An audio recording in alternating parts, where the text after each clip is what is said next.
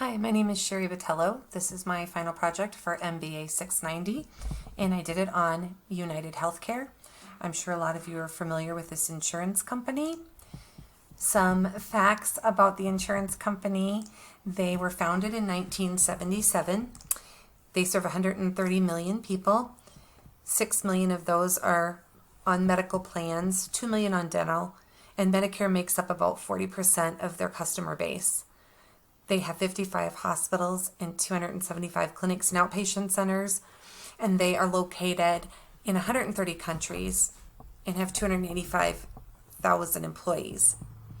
And that results in 2019 of a revenue of 240 billion and 11.9 in net earnings, which puts them number one as far as health insurers go globally. Next, I'm going to talk about the strategies that United Healthcare uses for their business. They have a competitive strategy of cost-based leadership. Our text tells us that a firm following a cost-based leadership strategy, they offer products with acceptable quality and features that a broad set of customers will want at a low price. So this works well for United Healthcare because the market is so saturated. Everybody is offering about the same quality of product, and it is very competitive as far as cost. As another strategy that they use is forward integration. If you look at the timeline of United Healthcare, they started acquiring other companies back in the 1990s. One of their very first acquisitions was a pharmacy, and then they also purchased in the late 90s a AI, or artificial intelligence company. So they really have been ahead of the curve as far as tech goes in the healthcare industry. So that integration has worked well for them. They have purchased pharmacies, other healthcare companies, physician clinics, and payment companies, all of which they would have used as a healthcare provider anyway. So they were cutting out the middleman and decreasing their supply chain. A few matrices I chose to point out in this presentation are the external factor evaluation matrix. I like this one because they have a really strong cash position. That stood out to me, and I weighted that the highest because they did bring in so much money over the past years and have had positive top-line revenue growth since 2009. I also weighted highly their diversification. They definitely marketed and have different brands that they developed over time. They developed Optum, which is a division of their company which provides pharmacy, so they no longer had to contract out or get pharmacy vendors. They also diversified and got those other divisions that I talked about in the previous slide, bill review companies and other healthcare companies. So externally, I think those are really weight heavily, and I think those are good things to point out. As far as weaknesses go, because this company has so many different products, I have noticed, just as being a nurse and being in this industry a long time, their marketing is unclear. When they market stuff, it's unclear, if Express Scripts or First Scripts, are they Optum, are they not? I think that is difficult, and I don't think United Healthcare does a very good job of, portraying that. And also because 40% of their book of business is Medicare, which is federally regulated. If something were to happen with Medicare regulations, that would directly affect their P&L. So I do think that is a weakness and something they really need to watch out for. As far as their SWOT analysis goes, for strength opportunities, I put product diversification and I put market share. They do have the market share. They have 14% of the market. For strength threat, I put other market entrants. There are, three other companies that are right up there with them. They are all growing and they are diversifying as well. And then also the political changes that I talked about in the previous slide. For weakness opportunities, I put, the strong brand and also the diversified economic cycle. And for threats, the saturated market, because there is so many of them. And also, this company is so large, they do have a very high turnover rate compared to some of the smaller companies. The competitive profile matrix, I chose to compare United Health Group with Anthem and Cigna. So Anthem is their number one competitor, and then Cigna is another smaller one.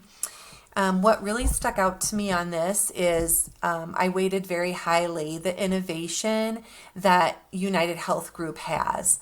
They were the first to have the PBM, like I had said. They also had early insight to branch out into AI, and then also to branch out into other companies that or other vendors that they will use, like Bill Review and Medicare billing systems. So I think innovation is key. They also have the global market. And then again, I put the product diversification because they do have so many products they offer compared to Anthem and Cigna. Although I will point out Anthem and Cigna are catching up. Anthem in 2019 bought their own pharmacy benefit manager. So when I say PBM, that's what I mean. And then Cigna doesn't have one yet, but another competitor, Aetna, you guys might have seen in the news a few years back, they merged with CVS. And so they will have their own PBM as well. So these the other threats are catching up with United Health Group. This also kind of shows what I talked about in the previous slide. I use this strategic mapping to kind of put out the four big players in the insurance industry. So you can see United Health Group, at 170 million, they're pretty big. They also hold, pretty much the market share and value because of all the products they offer. Anthem comes in second with about 70 million, so they're about a third of the size. And then Aetna and Cigna, still have a long ways to go before they catch up. Financial analysis for United Health Group. I got these numbers from the 10K that United Health Group released back in 2019. So, over the years from 2017 to 2019, they did have a 13% growth overall. They have operating margins that are great, between 8 and 5%. Their earnings per share are at $2 or $3 more than their competitors. And one thing I wanted to point out was their debt to asset ratio. In the industry, really a 0.4 debt to asset ratio is considered really well or good. So 0.2 is quite good for United Health Group. As far as forecasting goes, I got this off of a stock analysis website, and for their forecasted financials, it sort of mimics what the previous slide shows. They grew about 13% from 2017 to 2019, and in this slide, they're estimated to grow 16.8% between 2020 and 2022. And their net income follows right along the same lines as well. So in summary, their strategies are working. I would not know as far as strategy-wise what else to recommend to them. In their market space, they are doing, I think, what works for them. They do have strong financials, and the forecast is for growth. I also think about Capsum and the simulation we just completed. I know that when I started in rounds 1 and 2 and 3, I was kind of experimenting with what worked. And then in later rounds, I kept with my same strategy. and that worked well for me. I did okay. I do feel like that same strategy applies to United Health Group. What they are doing is working. They are continuing to go into the market, find, down the supply chain vendors that they might need and go through and acquire them. So if I were to give them one recommendation as an analyst for their company, I would say they need to keep ahead of their competitors. The insurance industry is very competitive. There are, a handful of companies that are very, very large in both the private and the workers' compensation and general liability industries. So I would advise United Health Group to look into the work comp and general liability space.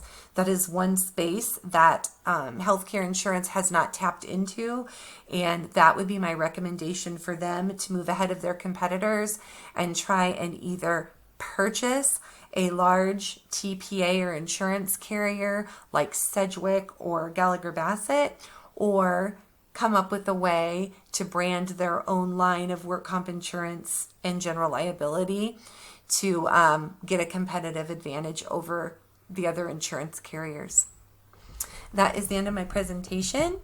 Thank you all for watching, and it has been a pleasure being with you guys in this class, and I wish you all the best of luck.